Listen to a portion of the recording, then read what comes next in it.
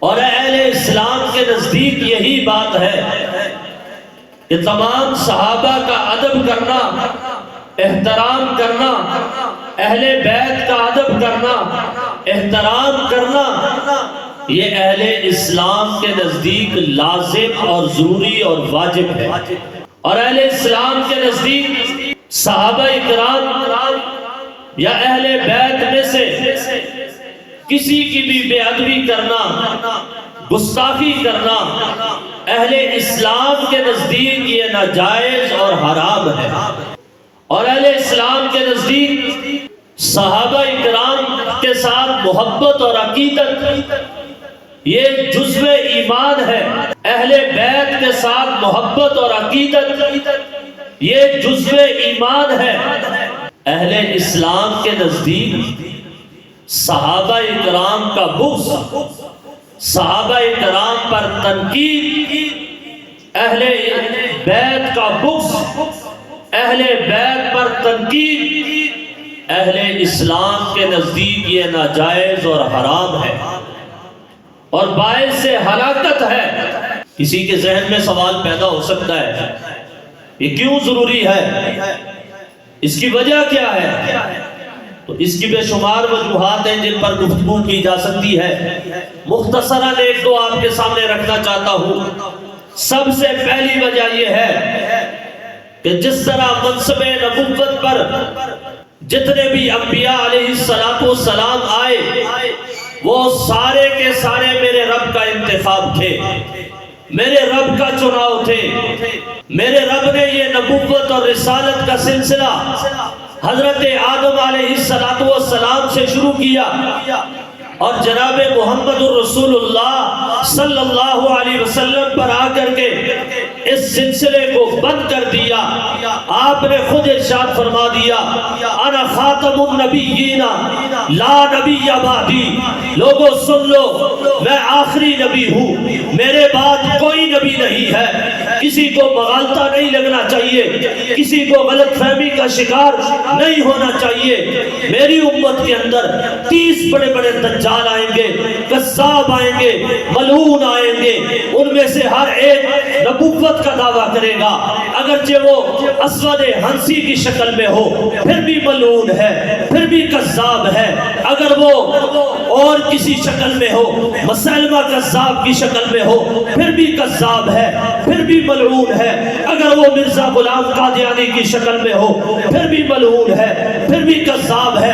اس لیے کہ میرے پاک پیغمبر صلی اللہ علیہ وسلم نے فرما دیا انا خاتم النبیین لا نبی بعدی، میں آخری نبی ہوں، میرے بعد کوئی نبی نہیں ہے۔ مجھ پر آ کر کے نبوت کا دروازہ بند ہو چکا ہے۔ میں قرآن کو اٹھاتا ہوں، قرآن کو پڑھتا ہوں، قرآن مجھے یہ گواہی دیتا ہوا نظر آتا ہے ما کان محمد ابا احد من رجالکم ولکن رسول اللہ وخاتم النبیین۔ قرآن یہ کہہ رہا ہے حضور نبی کریم صلی اللہ علیہ وسلم اللہ کے بھیجے ہوئے آخری نبی ہیں، آپ کے بعد کوئی نبی نہیں ہے اور آپ کے بعد کسی بھی نئے نبی کی ضرورت بھی نہیں ہے۔ آپ کے ذہن میں سوال آ سکتا ہے کیوں نہیں ضرورت؟ جواب اس کا یہ ہے اللہ نے آخر میں نبی کامل اور اکمل بھیج دیا ہے۔ اس کامل اور اکمل نبی کے آ جانے کے بعد اب کسی بھی نبی کی ضرورت باقی نہیں ہے۔ اللہ نے وہ سارے کمالات، اللہ نے وہ ساری خوبیاں، اللہ نے وہ ساری صفات جو دیگر انبیاء علیہ السلام کو اللہ نے تقسیم کر کے عطا فرمائی تھی، اللہ نے وہ سارے کمالات، وہ ساری خوبیوں کو جمع کر کے تنہا ذات محمد الرسول اللہ صلی اللہ علیہ وسلم کے اندر جمع فرما دیا ہے۔ اگر آپ بات حسن کی کریں گے تو میرے مصطفیٰ سے زیادہ حسن والا بھی کوئی نہیں ہے۔ اگر آپ بات عفو درگزر کی کریں گے تو میرے نبی سے زیادہ عفو درگزر کرنے والا بھی کوئی نہیں ہے۔ اگر آپ بات صبر کی کریں گے تو میرے نبی سے بڑا صابر بھی کوئی نہیں ہے۔ اگر آپ بات شکر کی کریں گے تو میرے نبی سے بڑا شاکر بھی کوئی نہیں ہے۔ اللہ نے وہ سارے کمالات، اللہ نے وہ ساری خوبیاں، اللہ نے وہ سب کچھ جمع کر کے اللہ نے اپنے محبوب صلی اللہ علیہ وسلم کو عطا فرما دیا ہے۔ اسی لیے کسی نے کہا جہاں کے سارے کمالات آقا ایک تجھ میں ہے۔ جہاں کے سارے کمالات آقا ایک تجھ میں ہے۔ میں اس کو چینج کر کے پڑھتا ہوں، جہاں کے سارے کمالات آقا تجھ سے ہے، جہاں کے سارے کمالات آقا تجھ سے ہے۔ اللہ نے اپنے محبوب صلی اللہ علیہ وسلم کو منبع کمالات بنا دیا، اللہ نے اپنے محبوب صلی اللہ علیہ وسلم کے اندر سارے کمالات کو جمع فرما دیا، اس لیے آخر میں اللہ نے نبی کامل اور اکمل بھیج دیا۔ آپ کی نبوت کے بعد کسی نبوت کی ضرورت نہیں ہے، آپ اللہ کے بھیجے ہوئے آخری نبی ہے، اور آپ کی شریعت کے بعد کسی شریعت کی ضرورت نہیں ہے، اس لیے کہ آپ کی شریعت بھی کامل ہے۔ سوال یہ آپ پیدا ہو سکتا ہے کہ قیامت کی صبح تک کیا یہی دین رہے گا، یہی شریعت رہے گی؟ تو جواب یہ ہوگا جی ہاں، ہر ایک قرن کے لیے، ہر ایک زمانے کے لیے، ہر ایک دور کے لیے، ہر ایک قوم کے لیے، ہر ایک قبیلے کے لیے اگر کسی کو رہنمائی کی ضرورت پڑے گی تو وہ دین نبوی سے رہنمائی لیتا رہے گا۔ اللہ نے دین بھی کامل اور اکمل دے دیا، نبی بھی کامل اور اکمل بھیج دیا، اب کسی بھی ذلی بروزی نبی کی ضرورت نہیں ہے، کسی بھی موذی نبی کی ضرورت نہیں ہے، کسی قادیانی شادیانی کی ضرورت نہیں ہے۔ اللہ نے آخری نبی بھیج دیا ہے، ختم نبوت پر ایمان لانا یہ ہمارے ایمان کا حصہ ہے۔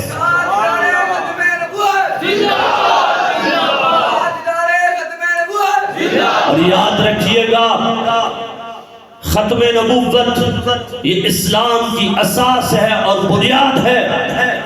جس آدمی کا حضور نبی کریم صلی اللہ علیہ وسلم کی ختم نبوت پر ایمان نہیں ہے، اس کا ایمان ہو ہی نہیں سکتا۔ اور ختم نبوت کا مسئلہ ایسا مسئلہ ہے، اس کے اوپر کوئی کمپرومائز نہیں ہو سکتا، اس کے اوپر کوئی کسی قسم کی ڈھیل والی بات نہیں ہو سکتی۔ ختم نبوت کے لیے میدان میں تھے، ہیں اور رہیں گے ختم نبوت کے لیے۔ ہم تو ان کے نام لیوا ہیں جنہوں نے اپنی ساری زندگیوں کو جیلوں کے اندر گزار دیا ہے۔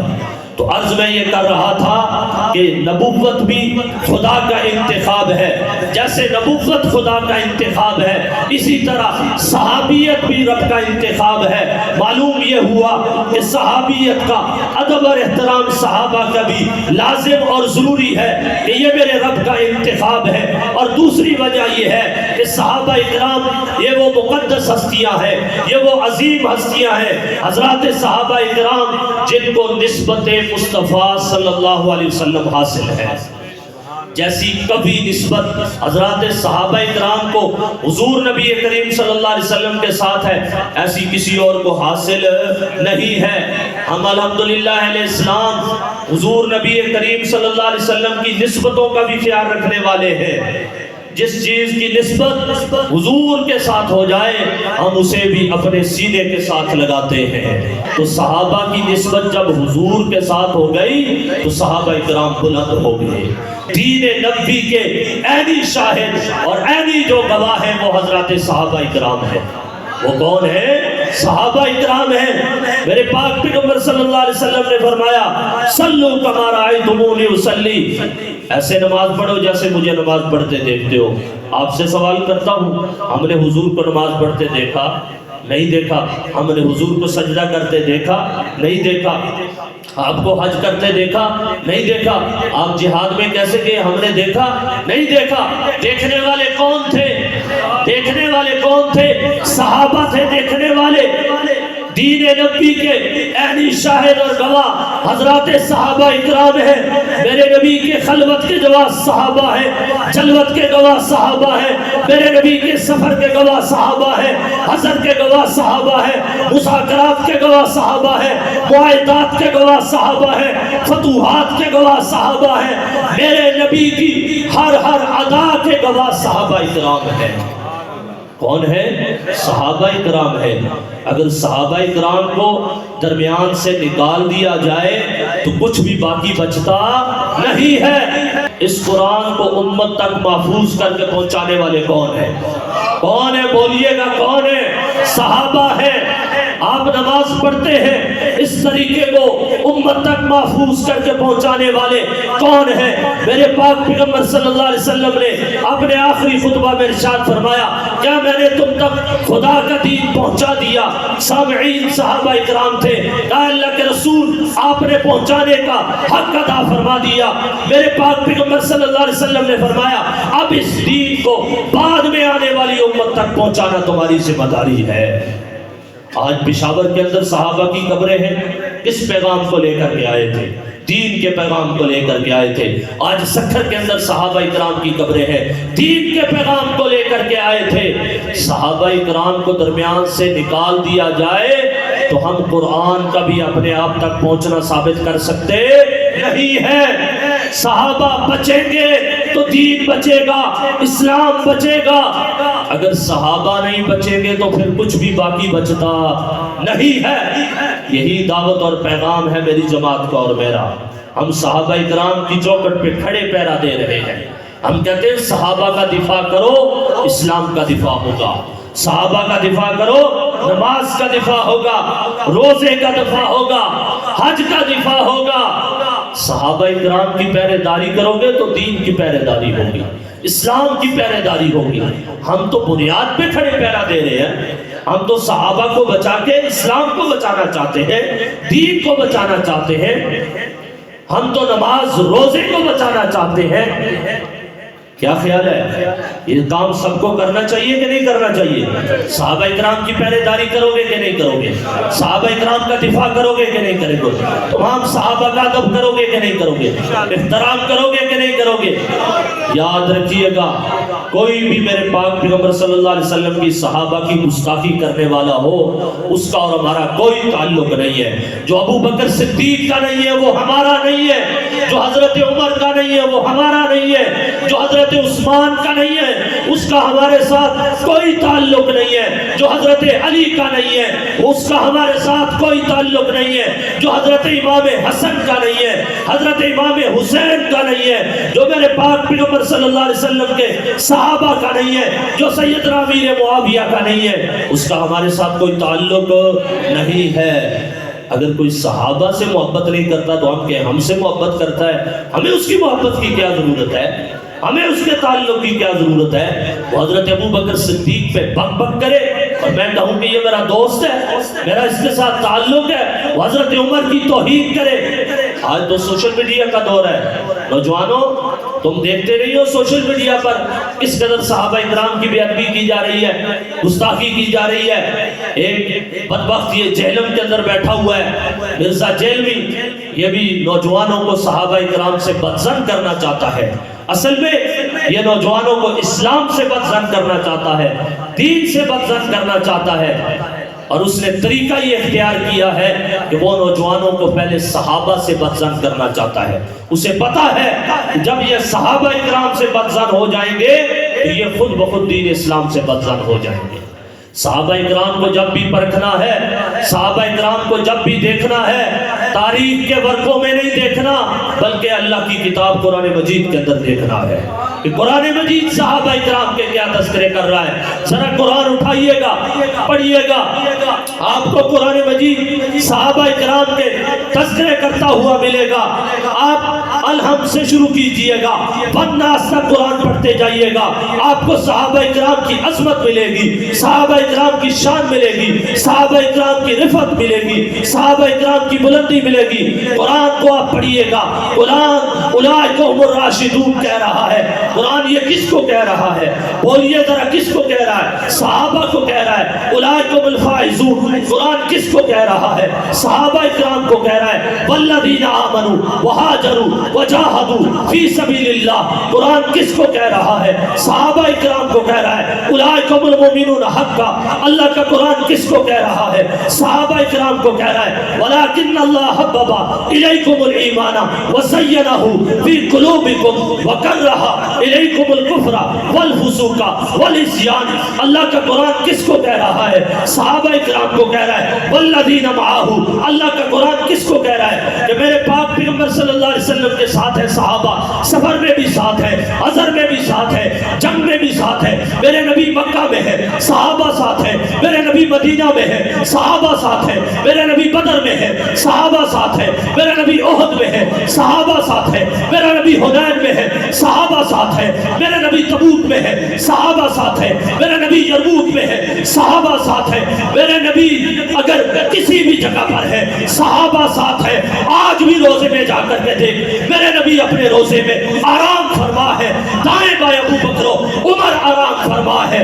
جب میرے نبی کے ساتھ صحابہ نے وفا کی ہے، ہم صحابہ کے ساتھ وفا کریں گے، یہ اعلان کریں گے، وہ مستانے محمد کے، میں مستانہ صحابہ کا، وہ پروانے محمد کے، میں پروانہ صحابہ کا، وہ دیوانے محمد کے، میں دیوانہ صحابہ کا۔ نعرہ تکبیر، شان صحابہ، عظمت صحابہ، شان اہل بیت۔ صحابہ اکرام نے حضور کے ساتھ جیسی محبت کی مثال پیش کی ہے، باقی دنیا میں اس کی کوئی بھی نظیر اور مثال ملتی نہیں ہے۔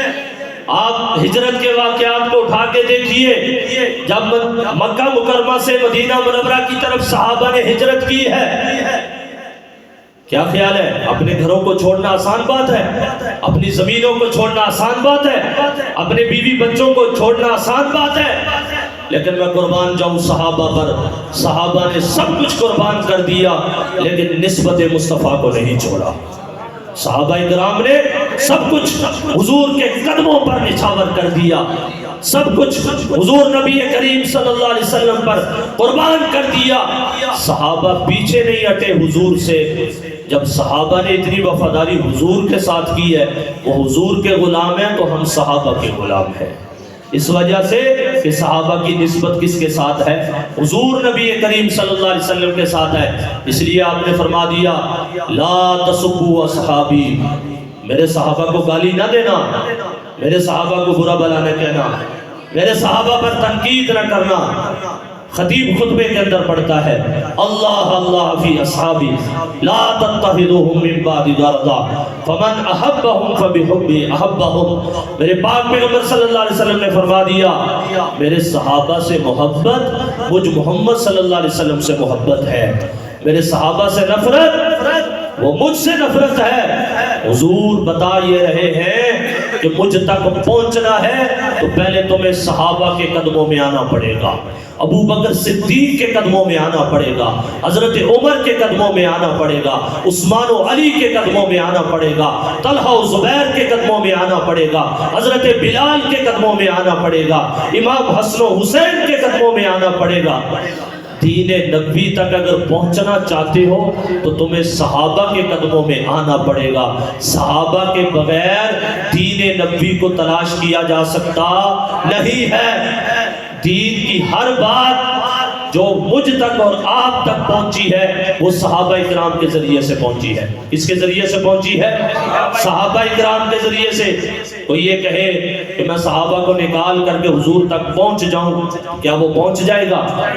نہیں، میں تو یہ کہا کرتا ہوں جس کے دل سے صحابہ کی محبت نکل گئی، جس کے دل سے صحابہ کی عقیدت نکل گئی، جس کے دل سے اہل بیت کی محبت نکل گئی، اہل بیت کی عقیدت نکل گئی، اس کی زندگی سے میرے نبی کی شریعت بھی نکل جائے گی اور سنت بھی نکل جائے گی۔ اگر نبی کی سنت کو باقی رکھنا چاہتے ہو، شریعت کو باقی رکھنا چاہتے ہو، اسلام کو باقی رکھنا چاہتے ہو تو صحابہ اکرام سے تمہیں محبت کرنی پڑے گی۔ کسی صحابی کی بیعت بھی نہ ہو، کسی اہل بیت کے فرد کی بیعت بھی نہ ہو۔ آپ کے گرد کے ماحول کے اندر کوئی بھی بدبخت اگر صحابہ اکرام کی بیعت بھی کرے، گستاخی کرے، مجھے بتائیں، ہم قانون کے کٹہرے میں اس کو لائیں گے۔ ہوتا کون ہے صحابہ کی گستاخی کرنے والا، اہل بیت کی گستاخی کرنے والا؟ ہم ان کے نوکر، ہم ان کے غلام اور خادم حاضر ہیں۔ ہمارے ہوتے ہوئے کوئی بھی صحابہ کی گستاخی نہیں کر سکتا، ختم نبوت پر ڈاکہ نہیں ڈال سکتا۔ اس لیے کہ ہم نے اپنی زندگی کا یہ فیصلہ کیا ہے جب تک زندہ ہے ختم نبوت کی پہرے داری کرتے رہیں گے، جب تک زندہ ہے ناموس اصحاب رسول و اہل بیت کی پہرے داری کرتے رہیں گے۔ جس طرح صحابہ اکرام کے ساتھ محبت اور عقیدت لازم اور ضروری ہے، اسی طرح اہل بیت کے ساتھ بھی محبت اور عقیدت لازم ہے۔ اگر ہماری ایک آنکھ کا نور صحابہ ہے تو دوسری آنکھ کا نور اہل بیت ہے۔ صحابہ کرام کو ماننے کے بغیر بھی ہمارا ایمان مکمل نہیں ہو سکتا، اور اہل بیت کو ماننے کے بغیر بھی ہمارا ایمان مکمل نہیں ہو سکتا۔ ہم صحابہ کرام کے بھی در کے غلام ہیں اور اہل بیت کے در کے بھی غلام ہیں۔